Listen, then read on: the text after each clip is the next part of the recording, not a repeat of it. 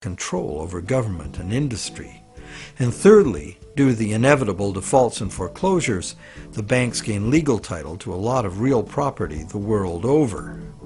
And finally, if the worst happens, if borrowers default en masse, causing the banks large losses, the government is forced to rescue the banks with multi-billion-dollar bailouts to save the financial system. And what are these bailouts financed with? You guessed it, more taxpayer debt. It is really quite an achievement to pull this off, and without most of the victims even being aware of it.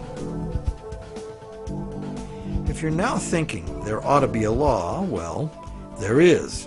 There's a whole body of law that makes all of this legal. So how did a system like this ever become the law? To answer that, we go back to England in the mid-17th century.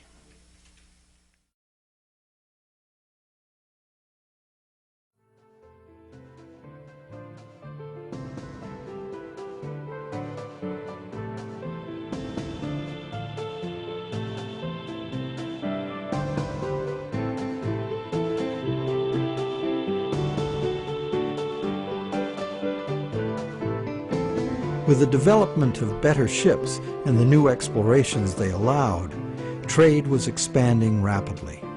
In order to carry out commerce, especially over great distances and lengths of time, written contracts were becoming more and more important and more sophisticated.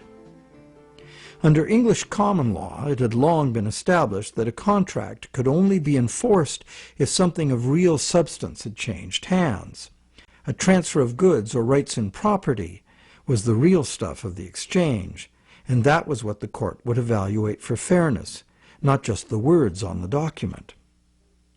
A contract under which there had been no exchange of consideration, meaning real goods or rights in property, was deemed to be empty and was therefore not enforceable by the court. So, a contract in which a borrower, say, pledged a car he does not own in exchange for a bank's promise of payment would not even qualify as a contract. No common law court would enforce it. As well, in the event of a dispute over a contract, under common law, only someone who had actually provided consideration to the transaction, in other words, only someone who delivered the goods, had the right to sue in court for fulfillment of the contract by the other party. This right was not transferable to a third party.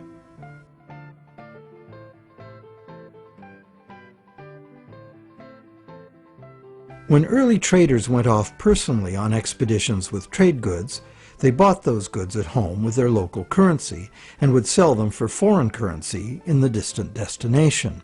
They would then buy foreign goods with the foreign money, bring those goods home, and sell them for their local currency. Pretty simple. But as trade became more sophisticated, traders became more inclined to stay home and just hire ships to carry out deliveries. This gave traders the freedom to import cargoes of foreign goods from different sources than the destination to which their home goods had been exported. Thus, a problem was created.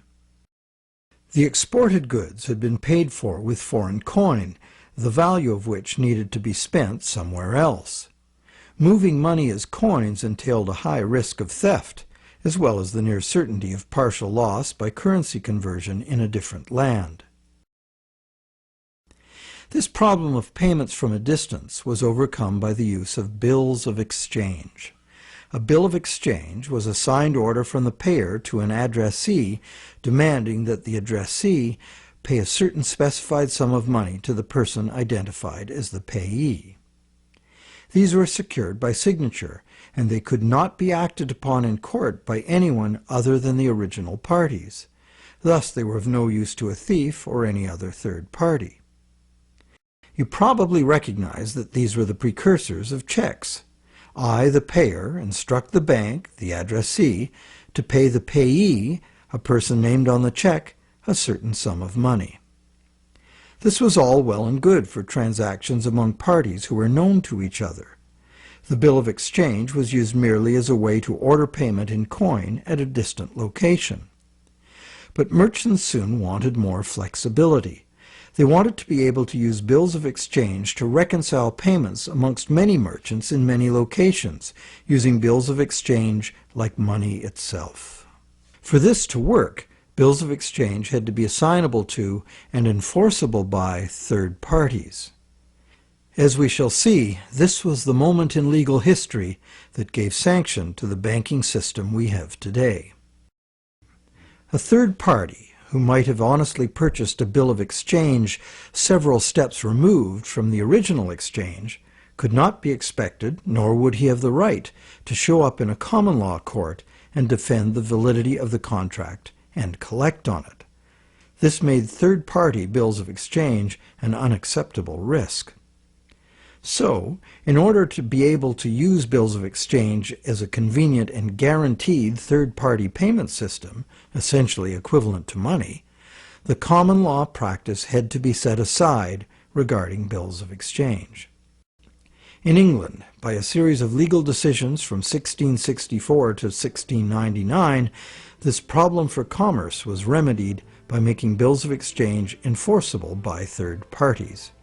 If a third party had purchased a bill for valuable consideration and in good faith, having no apparent reason to suspect fraud or some deficiency in the right of the seller to sell it, then the bill automatically became good and enforceable by the court against the signer. What did this change mean? It meant, essentially, that any bill of exchange would be considered legitimate once it was sold. Bills of exchange and all other subsequent types of signed promises to pay, with the notable exception of checks, became transferable and enforceable in court, just what the merchants wanted. Now debt contracts could be sold like things, and transacting business would be a whole lot easier. Not only that, it opened up a whole new market for profit seekers, trading in bills of exchange themselves. The marketing of debt was born.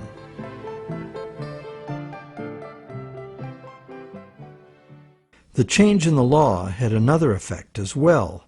It made it possible to trick or even force a person into signing a legally binding promise to pay, and then, if that promise were purchased by a third party for real consideration and in good faith, it would be enforceable against the signer in court. Ultimately, this became one of the foundational principles of the Uniform Commercial Code, which governs the conduct of business in the United States, and by extension, in most of the world.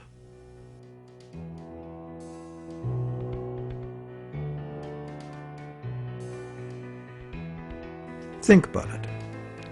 If we buy a stolen laptop from a guy on the street, we're guilty of receiving stolen goods, a criminal offense. Doesn't matter if we paid honest money and were unaware the goods were stolen. The court will restore the goods to the rightful owner. We, as purchasers, innocent or not, lose our money and may even be charged with a crime. But if we buy a loan contract from a banker and give him real value for it in good faith, it doesn't matter that the loan contract may have come into existence under false pretenses. Whoever signed it is required by commercial contract law to pay up, and the courts will enforce the obligation. Today, debt contracts come in a myriad of forms, including and especially loans and mortgages. It's significant to note that just as these common law restrictions were being removed, the brand new Bank of England was being established. The first bank state authorized to create money out of thin air.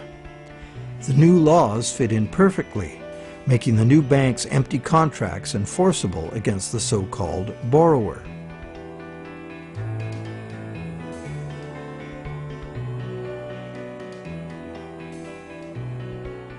Those who have discovered the true nature of their own bank loans and have attempted to challenge the validity of their debt contracts in modern courts have discovered to their dismay that this commercial contract law is still the bedrock defense of money as debt. The bank will have sold the original loan agreement to a third party for value, and even though that third party is often just a sister company of the bank, all that matters to the judge is who possesses the document, what it says, and whose signature is on it. The bank's failure to inform the borrower about the true nature of the loan contract and the absence